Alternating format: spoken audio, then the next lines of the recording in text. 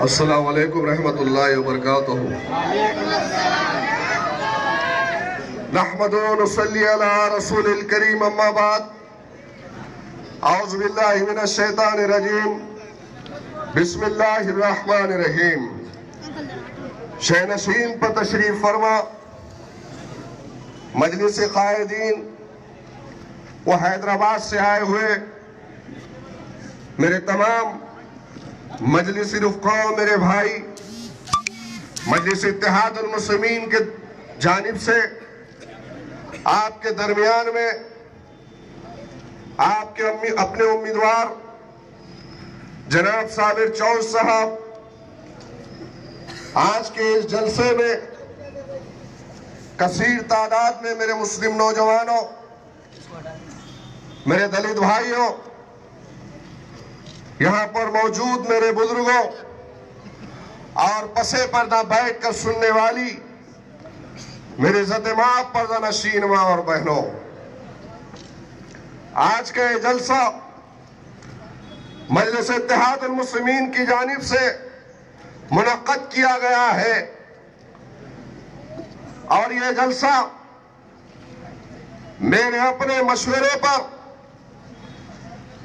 यह वो जगह जहां से मजलिस को खत्म करने की कोशिश की गई,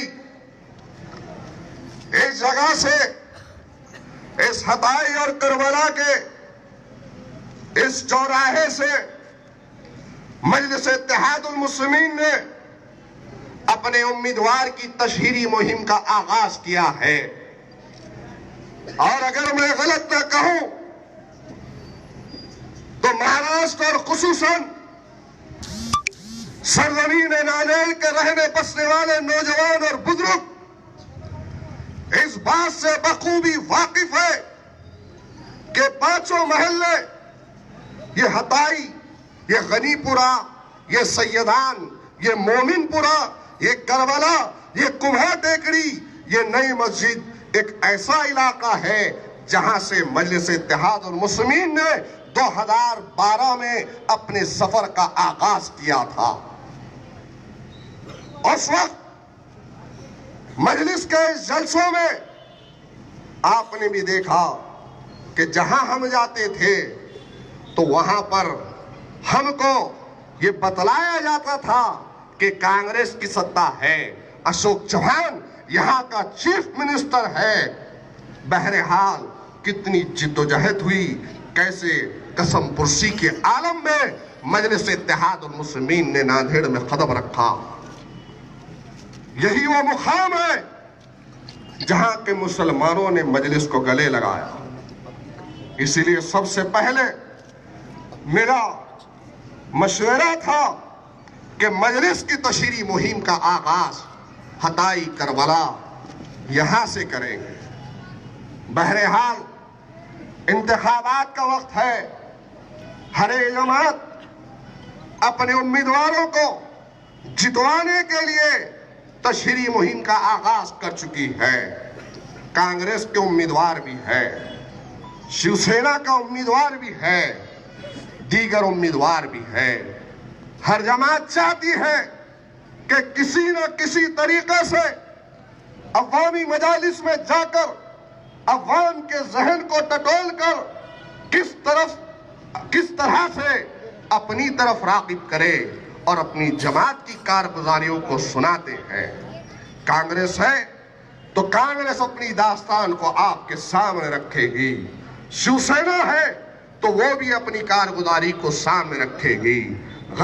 हर जमात ये चाहती है कि किसी न किसी तरीके से आपका वोटों का इस्तेमाल उनके अपने उम्मीदवारों के हक में हो। और आप जानते हैं कि मजलिस इत्तेहादुल मुस्लिमीन कोई मंशूर या एजेंडा या फिर कोई मैनिफेस्टो इलेक्शन के दरमियान में तैयार कर कर अवाम के बीच में नहीं छोड़ती, न सिर्फ जलसों से मुतमईन होती है बल्कि अल्हम्दुलिल्लाह मजलिस 24 घंटे काम करने वाली जमात है। हैदराबाद का दारुस्सलाम हिंदुस्तान में सियासी गलियारों में आवाज देता है कि अगर क़यादत करनी है और अगर तुमको पार्टी चलाना है तो दारुस्सलाम की तर्ज पे चलाओ। आज अल्हम्दुलिल्लाह दारुस्सलाम जुमा को छोड़कर अवामी मसाइल के लिए हर वक्त वहां पर चालू होता है। आज मेरे भाई, आज आपके दरमियान में साबिर चाउस जिस पार्टी में थे उस पार्टी को खैराबाद कहकर आज मजलिस में आए। साबिर चाउस की उन तमाम चीजों को आप जानते हैं। बहुत सारे लोग बोले कि साबिर चाउस तुम ये गलत कर रहे, तुम्हारा फ्यूचर जो 20 साल का है तबाह होगा, बर्बाद होगा, तुम कौन सी पार्टी में जा रहे, क्यों ऐसा कर रहे। तो साबिर चाउस ने जब पहले दिन कदम रखा और नौजवानों ने जो वालेहों ने इस्तकबाल किया तो बेशक तो साबिर चाउस की जबान से आवाज आई कि मोइन भाई, मैंने बहुत देर की मजलिस में आने के लिए, अगर मैं पहले आ जाता तो समझ में आता कि मुसलमानों की मोहब्बत मजलिस से कितनी थी। आज अल्हम्दुलिल्लाह एक नई ताकत के साथ में हमारे साथी साबिर चाउस भी हमारे साथ में ठहरे हुए हैं। हमारे शानो व शानो कदम ब कदम चलेंगे और बतलाएंगे दुनिया को, बतलाएंगे कांग्रेस के गुलामों को, बतलाएंगे चौहान और चौहान के तमाम चमचों को कि तूने हमारा 11 ले गए थे, हम एक हमारे साथ में है और इसके बाद 10 भी लाने की हमारी तैयारी लाएंगे मेरे भाई। क्योंकि वक्त तो करवट लेते वक्त नहीं लगता, हालात आज करवट लिए हुए हैं। आज 2012 के बल्दी इंतखाबात में जो लोग जीत कर आए थे मजलिस से, उनको लालच दी गई, उनको खींचा गया और मजलिस को कमजोर करने की कोशिश की गई। लेकिन अल्हम्दुलिल्लाह मजलिस बाकी रही। आज ये सरों का समंदर ये इस बात की गवाही है कि मजलिस इत्तेहादुल मुस्लिमीन कल भी ताकतवर थी, आज भी ताकतवर है और आइंदा मुस्तकबिल में भी न सिर्फ नाने हटाई बल्कि पूरे हिंदुस्तान में मजलिस इत्तेहादुल मुस्लिमीन ताकतवर जमात बनकर उभरी। आज मेरे और आपके दरमियान में हैदराबाद के हमारे हरदिल अजीज MLA कौसर मोइनुद्दीन साहब भी यहां पर आए हुए हैं। आज मेरे मजलिस रुफ़ा, मजलिसी कॉर्पोरेटर्स आए हुए हैं। तो क्या वजह है? यही वजह है कि मजलिस नांदेड़ में खोया हुआ फिर से अपने मुकाम को हासिल करने निकली है। आज कई एक मसाइल है मेरे भाई, लेकिन उन मसाइल पर अगर आप गौर करें, देखें तो उन मसाइल को कौन उठाता है, कौन आपकी आवाज बनता है। NRC का मुद्दा आया तो आवाज सबसे पहले किसने उठाई? मॉब लिंचिंग के खिलाफ आवाज सबसे पहले किसने उठाई? अगर आप देखें गांव कशी और गांव कशी के नाम पर मुसलमानों को जो कत्ल किया गया तो सबसे पहले ऐवान पार्लियामेंट में आवाज किसकी उठी? अरे कश्मीर के मुसलमानों के लिए, जहां पर तमाम चीजों को, दुनियावी सामान को, साजो सामान को बंद किया गया, आज कश्मीर के मुसलमानों को सांस लेने तक के वहां पर इजाजत नहीं है।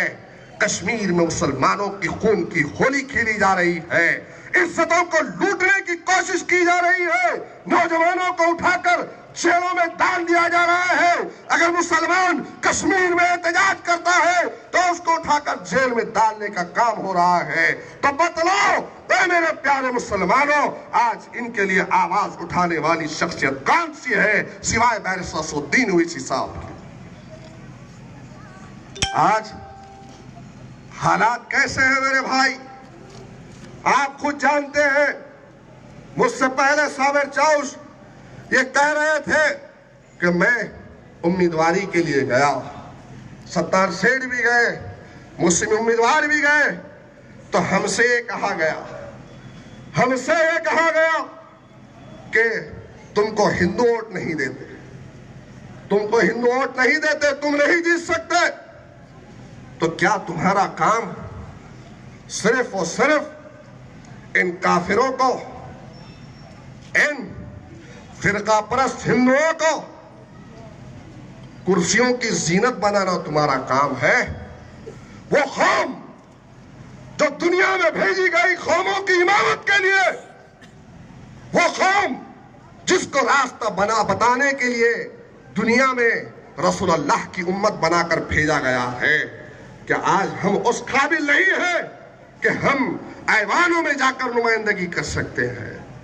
कर सकते हैं मेरे भाई, कर सकते हैं, लेकिन कांग्रेस मौका नहीं देती, राष्ट्रवादी मौका नहीं देती, कोई दूसरी जमात मौका नहीं देती, और मजलिस मौका देती है। यही तो वजह है कि मजलिस इत्तेहाद और मुस्लिमीन को 2012 के बल्दी इंतखाबात में कामयाबी मिली थी। तो सबसे पहले उस मलऊन मुंबई के फिरका परस्त के खिलाफ अगर किसी ने बोला था तो कौन बोला था?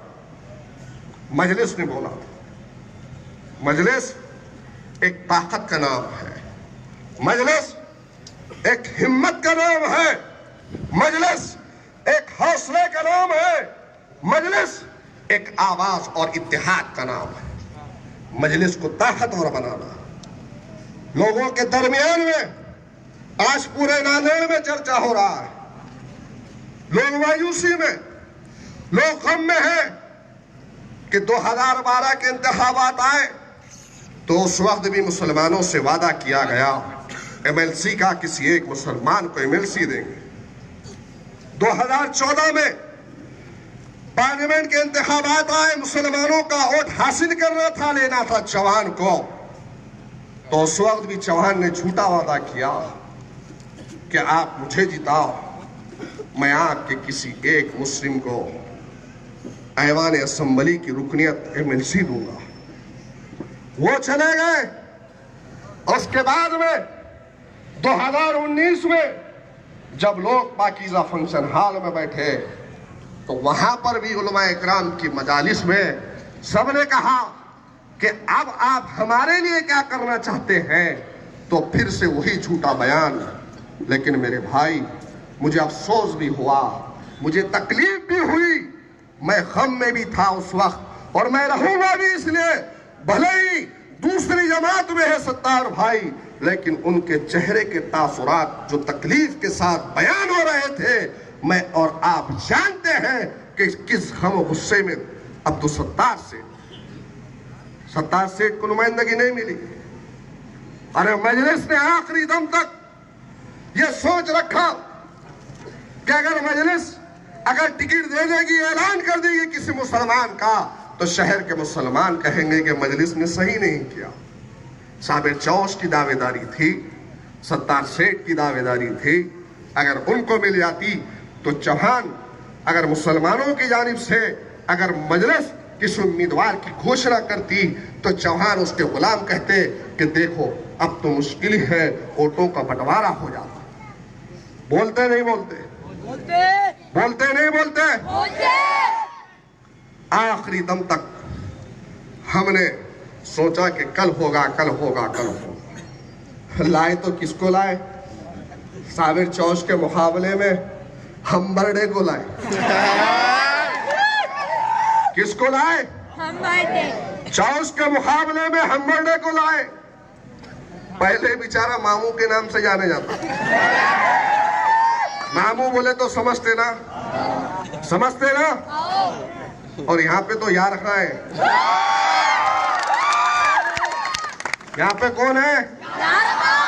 और वादा किए साबिर चौश ने, मैं अकेला आया हूं मोइन भाई, इंशाल्लाह मेरे पीछे पूरे कांग्रेसों की लाइन लगाऊंगा। सत्तार सेठ ने जुरातमंदी नहीं की।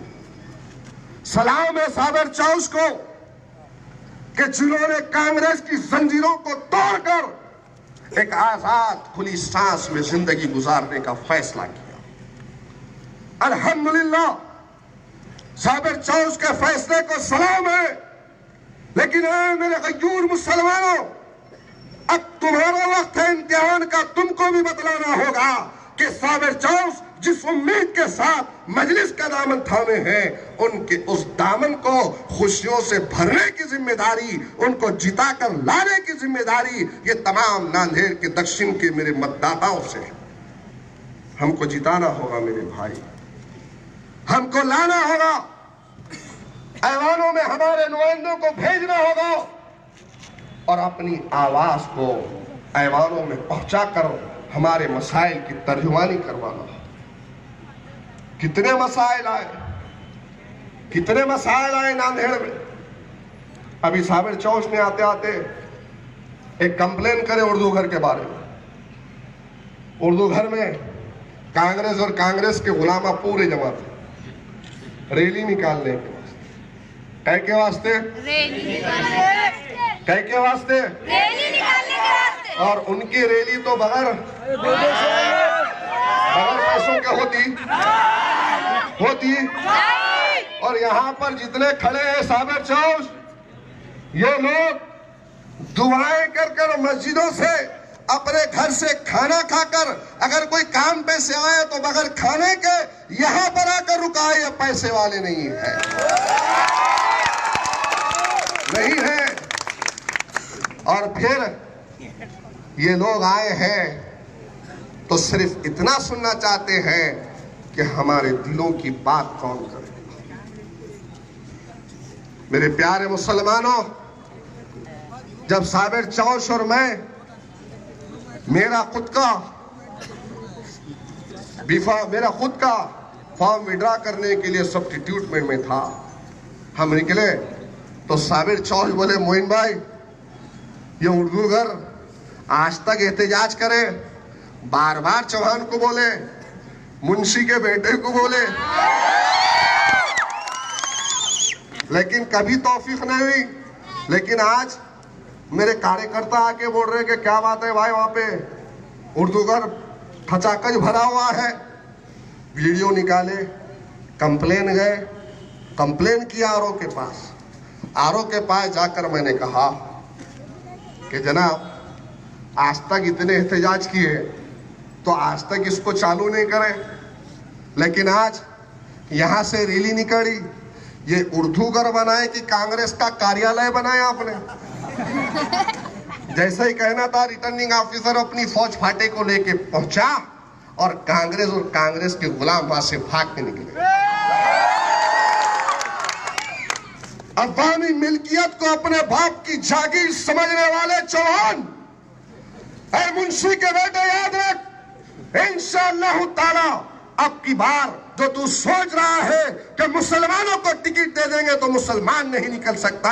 ये नांदेड़ की अवाम, ये नांदेड़ के मुसलमान, ये नांदेड़ की मेरी माए बहने, ये मेरे बुजुर्ग लोग, ये आइम्माए मसाजिद, ये उलमाए किराम की दुआएं और मेहनतें हमारे साथ होगी। और इंशाअल्लाह ताला 21 तारीख के दिन पोलिंग बूथ पर जाकर अगर बटन दबाएंगे तो सिर्फ पतंग ही पतंग हवा में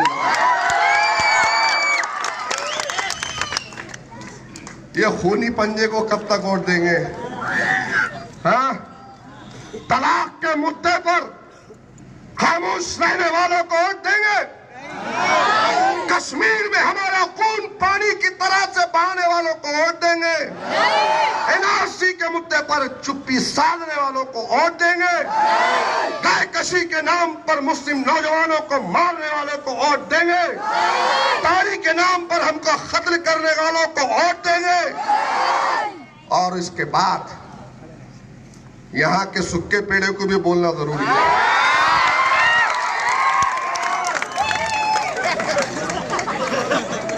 मैं उस मक्कार से भी कहूंगा,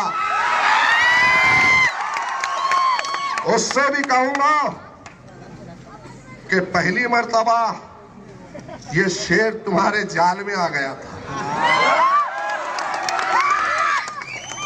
चौहान के गुलाम, ऐ मक्कार,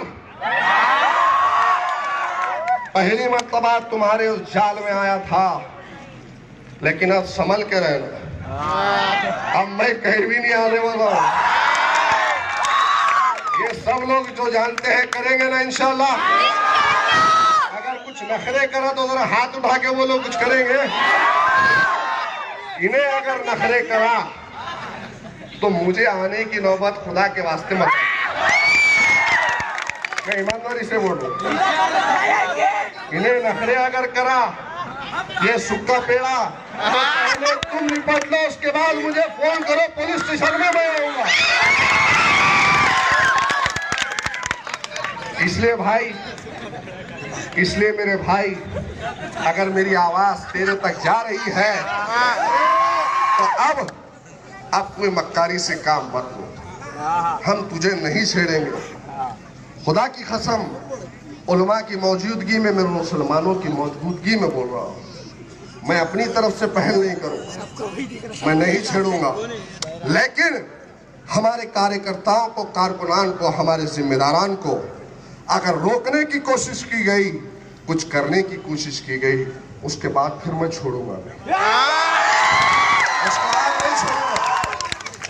क्योंकि तूने मेरी सियासी जिंदगी खत्म करने की कोशिश की मक्कार, लेकिन अल्हम्दुलिल्लाह आज अल्लाह तबारक व तआला ने मुझे फिर से एक बार मौका दिया है। ये जादूगर का बेटा मशहूर है, मुस्लिम लीग को जादूगर ने खत्म करा था ना? नहीं सही बोलो, यहाँ पे बुजुर्ग भी है, सही है ना? जादूगर ने करा था ना? अच्छा कोई मालूम है क्या? तो मेरी उतनी उम्र नहीं थी। इन्हें खत्म किया, अब इसका बेटा भी चौहान की चापलूसी करते करते आज मजलिस को खत्म करने की कोशिश किया। 2017 में सब्ज हलाली परचम 15 सीटों पर लहराता था, लेकिन शेर को जेल में डाल दिए। और फिर आपको तो मालूम है, अगर अखाड़े में दो पहलवान उतरते हैं, एक पहलवान के हाथ बांध दिए, पैर बांध दिए, फिर ये मुंशी का बेटा आ रहा, तो जाहिर बात है ढकलेगा तो गिर जाएगा, हार जाएगा। इलेक्शन तो ऐसी हुआ ना, इलेक्शन तो ऐसी हुआ ना। जब मैं जेल से आया तो यहाँ के नौजवानों के आंसू, उनकी शक्ल सूरत सैयद मोइन को आज तक याद है। और इंशाअल्लाह ताला मैं ये वादा कर रहा हूँ कि मैं मरते दम तक मजलिस इत्तेहादुल मुस्लिमीन के लिए जो कुछ कर सकता हूँ वो करूंगा इंशाअल्लाह ताला।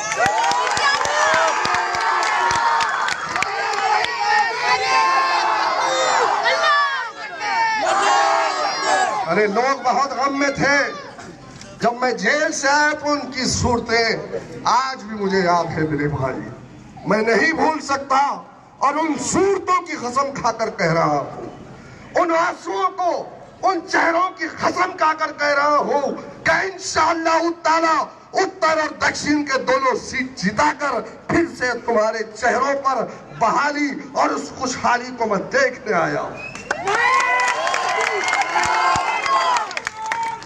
तुमको जिताना होगा मेरे नौजवानों। मेहमान मुकर्रर भी आए हुए हैं, मैं तो हरदम आऊंगा और कहूंगा, आखिर में फिर से एक मर्तबा कह रहा हूँ, जितने भी मुखालिफिन हैं कांग्रेस के, खुदा के लिए हमको छेड़ो मत, हमको छेड़ो मत।